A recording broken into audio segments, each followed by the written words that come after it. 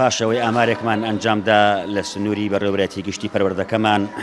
بۆمان دەرکەوت ژمارەیەکی زۆر لە مناڵانی خاوەن پێداویستی تایبەت هەیە کە تاکو ئێستا تەمەنیان هەڵکشاو و نەچوونەتە بەر خوێندن، بۆیە ئێمە وەکو ئەرکێکی ئەخلاقی و کارگێڕی و لە هەمان کاتا بە مەبەستی کەمکردنەوەی ئەرکی سەرشانی دایکان و باوکانی ئەو مناڵانە بڕیارماندا کرد بەکردنەوەی قوتابخانەیەک بۆ ئەو مناڵانەوە. خۆشبەختانە ئیمڕۆ قوتابخانە چۆتە بواری جێبەجێکردنەوە و هەڵەسین بەکردنەوەی ئەو قوتابخانەکەشمان لە ژێر ناوی قوتابخانەی نازە و 150 قوتابی لە خۆی گردووە بەسەر 6 پۆلە کە هەر پۆلێک تایبەتە بە واتە نەخۆشیەک بە گوێرەی ئەو نەخۆشیانەی کە لە ئەنجامی راپۆرتی پزیشکیەوە دەستنیشان کراوە.